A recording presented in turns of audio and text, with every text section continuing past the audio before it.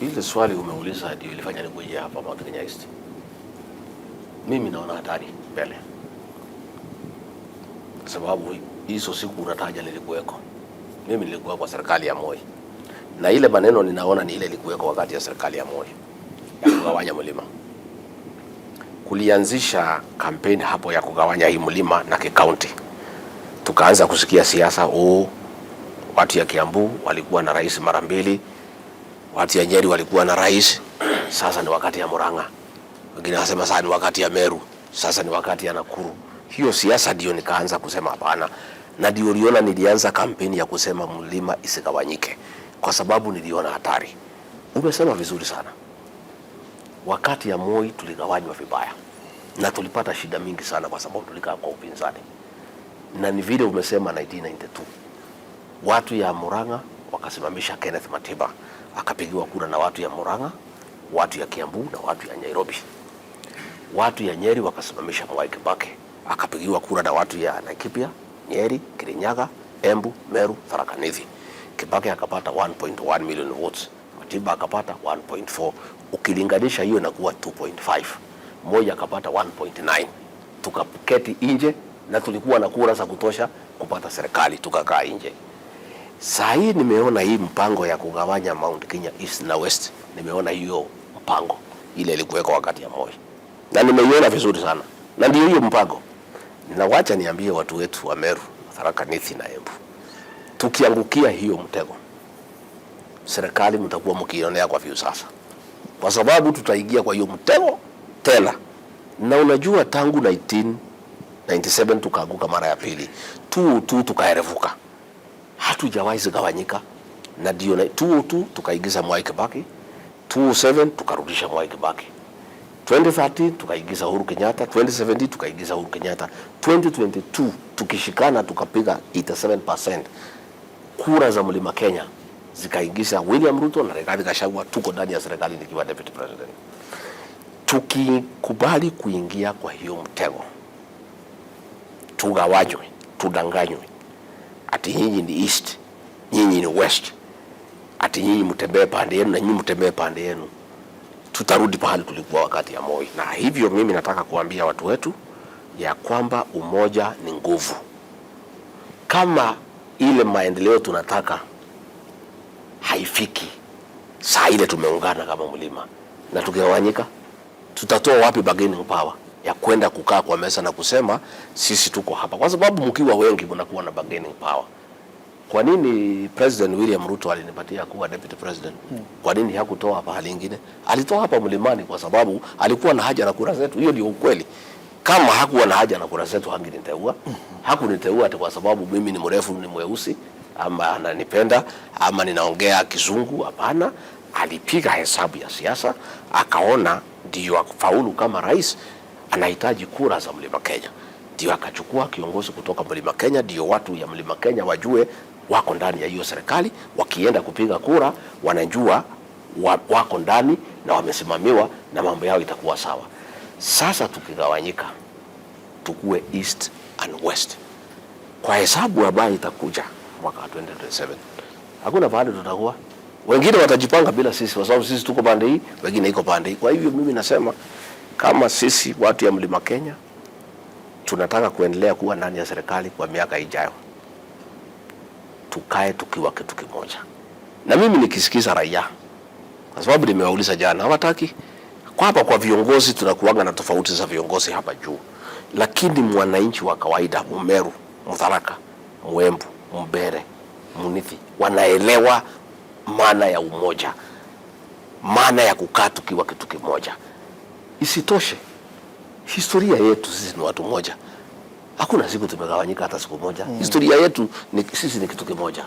Na Wameru na Wakikuyu na Waembu na Wambere na Watharaka tumekuwa kitu kimoja tangu zamani. Ni nini hii imekuja kusema sasa tugawanye? Ni nini imekuja hapa katikati kusema ati sasa tukosane, ati watu ya East waende kivyao, ati watu ya West waende kivyao? Nilisikia huyo mheshimiwa mmoja akisema tunataka tugawanyike kwa sababu Gachagua anaongea mambo ya kahawa, majani chai na maziwa, na Embu hakuna. Sasa nikauliza hiyo mjumbe, yeye anatembeanga wapi? Embu ndio iko majani chai ya kutosha, huko Manyata na Runyenjes. Kahawa ile nzuri sana iko Embu.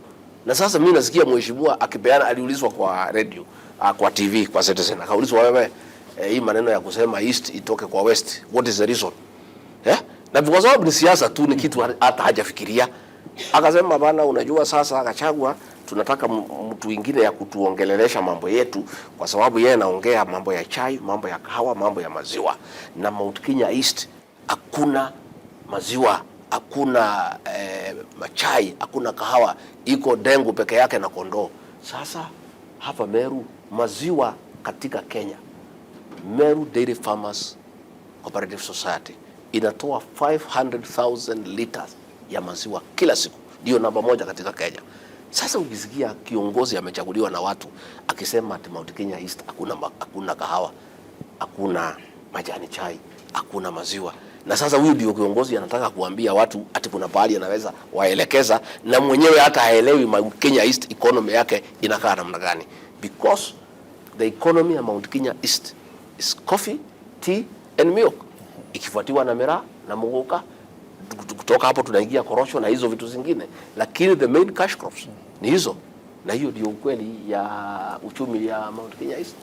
Nithi Bridge, mimi nashindwa nitasema nini, kwa sababu usiku kumetokea kifo. Nilikuwa hapa wapi? South Imenti. Na hiyo swali ikakuja na nikaongea na PS wetu wa barabara, naitwa Engineer Mbugua, na akaniambia kwamba designs ziko karibu, lakini pia naibika kwa sababu hii ni ahadi tulipatia watu ya Meru na rais wetu, na rais akasema within 6 months tukichaguliwa itakuwa imefanyika. Akakuja tena akasema, na it is true, it has not happened. Mimi nataka kuomba msamaha kwa watu wa Meru na Tharaka, hapo tumeanguka. Mimi nakubali makosa, tumeanguka, lakini wacha tu nifuatilie, because niliongea na PS nikiwa hapo kanisani nikitaka kujua tumefika wapi, ndio nijue nitaambia washirika nini. Again, kesho asubuhi nitamuuliza na nitaambia nyinyi pahali tumefika, lakini ni ahadi ambayo tulitoa. Itakuwa kitu ya maana sana tukitimiza. Tukirudi hapa uchaguzi bila kutimiza hiyo ahadi, hata sijui tutapitia wapi. Itakuwa shida, itakuwa balaa, kwa sababu ni matter that is very emotive. Watu wengi sana wamekufa hapo katika hiyo Nithi Bridge, na ni ahadi ambaye mkubwa wangu Rais William Ruto alitoa kwa niaba yetu, na tuko na jukumu ya kufuatilia tuone itafika wapi. No, mimi nimekuwa nimemwamini yeye. Akikosa kuwa mwaminifu hakuna kitu mimi naweza fanya, lakini ukweli ni kwamba rais akiithinisha ningatuliwe kutoka kazini, na yeye aliahidi wa Kenya naibu wake hatateswa, hataingiliwa. Hata walipokosana na Uhuru Kenyatta, Uhuru hakumfukuza kwa serikali, aliwacha akae. Akienda ithinisha ati mimi nifukuzwe kwa serikali, itakuwa ngumu sana kwa Kenya kumwamini tena. Hata hapa kwanza, hapa kwa mlima, hata watu wanasema tayari, anasema akifanya hii hakuna kitu atasema hapa mtu amwamini, because alisema mchana, kila mtu akiona, akasema mimi nitaketi vizuri na naibu wangu, nitamtunza, sitakubali atukanwe, sitakubali hangaishwe vile nimehangaishwa, atakuwa na kazi ya kutosha.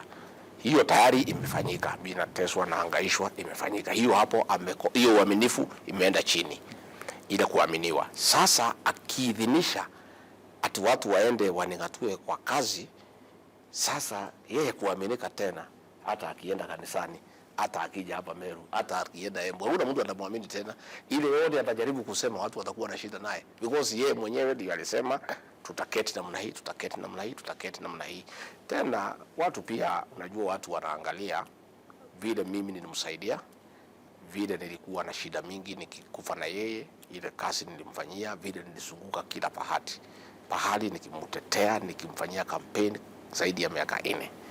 Kama yeye mwenyewe atasahau hiyo na akuwe ya kunigeuka na kunitesa na kunihangaisha, wananchi wetu ambaye pia ni Wakristo wakiangalia hiyo, hata saa ile wananiambia, hata waiters wanatupatia chai, hata watch mwana shanga, itakuwa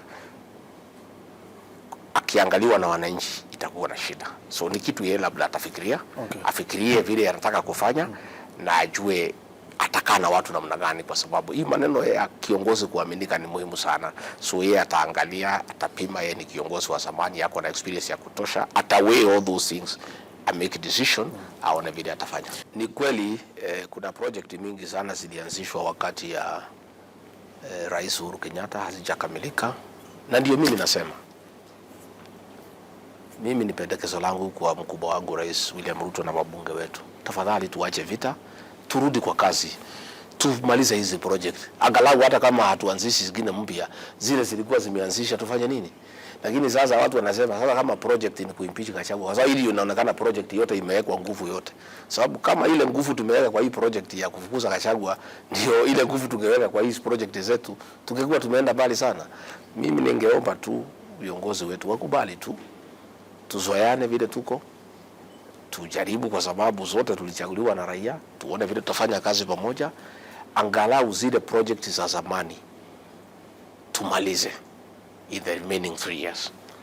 Mambo ya insecurity katika Igembe North ni mambo ambayo mimi mwenyewe nimekuwa nikifuatilia sana. In fact, siku moja niliita Professor Kindiki na Kome, sisi watatu, nikawaita, walikuwa tumeenda mkutano State House, nikawaita hao kando, nikauliza, wewe Kome, wewe ni mtu hapa Imenti, wewe Kindiki ni mtu hapa na Tharaka, mimi ni mtu, mama yangu alitoka hapa. Sasa hii watu ya Igembe North wanaumia tukiwa kwa serikali. Mimi ni deputy president, wewe ndio minister of security, wewe ndio inspector general. Hii shida kidogo ya watu wetu hapa nyumbani hatuwezi maliza, na mimi napata aibu wa watu wakinipigia simu. Ndio tulifanya juhudi kubwa sana na tukabadilisha kamati ya usalama. In fact, county commissioner alikuja hapa, tulimtoa Turkana na Professor Kindiki. Tulitafuta mtu ambaye ako na experience na amehandle situations that are very difficult. Na huyu county commissioner anaitwa Jacob Ouma, alihandle Turkana very well. Tukakubaliana na Professor Kindiki, wacha tulete huyu hapa. Na tangu akuje there has been improvement. But of late, like 3 weeks, I agree with you, kumeanza kuharibika. Yeah? Na nimekuwa na yeye asubuhi, nimemuuliza what is the problem, ameniambia 2-3 things ambaye siwezi taja hapa, ambaye mimi mwenyewe nita address tukirudi Nairobi with the new inspector general huyu Douglas Kaja, na Professor Kindiki pia nitamuongelesha, because ni kitu ambayo we can deal with. Hiyo bounda ya kwenda Isiolo, watu wameumia hapo siku mingi, na mimi nasema kama deputy president, nikiwa mtoto hapa Meru, hata mimi naaibika, nakubali nimeaibika ya kwamba mimi ni mtu ya hapa na watu wetu wanaumia na tuko kwa serikali. So nipatie nafasi, wacha niongee tena na Professor Kindiki na huyu Douglas Kaja, kulingana na vile county commissioner amenielezea challenge iko hapa na hapa na hapa, tuone vile tutawasaidia, tufanye mop up hapo kwa hiyo boda, tuone kama